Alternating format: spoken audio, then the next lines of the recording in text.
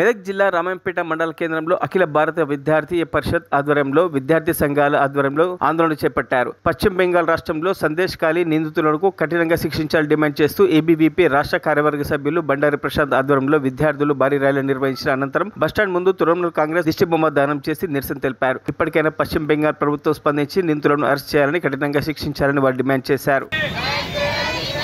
నమస్తే. ఈరోజు అఖిల భారతీయ విద్యార్థి పరిషత్ రామాయంపేట శాఖ ఆధ్వర్యంలో జాతీయ శాఖ పిలుపు మేరకు టీఎంసీ దిష్టిబొమ్మ దగ్నం చేయడం జరుగుతోంది. ఎందుకంటే పశ్చిమ బెంగాల్ రాష్ట్రంలో చూసుకున్నట్లయితే సందేశికల్ పట్టణంలో వారం రోజులుగా మహిళలపైన అత్యాచారాలు జరుగుతున్నాయి. దీనిపైన ఆ రాష్ట్ర ప్రభుత్వం ఇంతవరకు స్పందించలేదు. అత్యాచారాలు చేస్తున్నటువంటి వ్యక్తులపైన ఇంతవరకు చర్యలు తీసుకోకపోవడం సిగ్గుచేటు. ఆ రాష్ట్రానికి ఒక మహిళా ముఖ్యమంత్రి అయినటువంటి మమతా బెనర్జీ మహిళా ముఖ్యమంత్రిగా ఉండి కూడా ఇంతవరకు నిందితులపైన చర్యలు తీసుకోవాలి. వెంటనే వారిపై చర్యలు తీసుకోవాలి. లేకపోతే దేశవ్యాప్తంగా అఖిల భారతీయ విద్యార్థి పరిషత్ ఉద్యమాలు చేస్తుందని ఈ రకంగా తెలియజేస్తా ఉన్నాం. జై హింద్, జై భారత్. మరిన్ని అప్డేట్స్ కోసం మా ఛానల్ని సబ్స్క్రైబ్ చేయండి.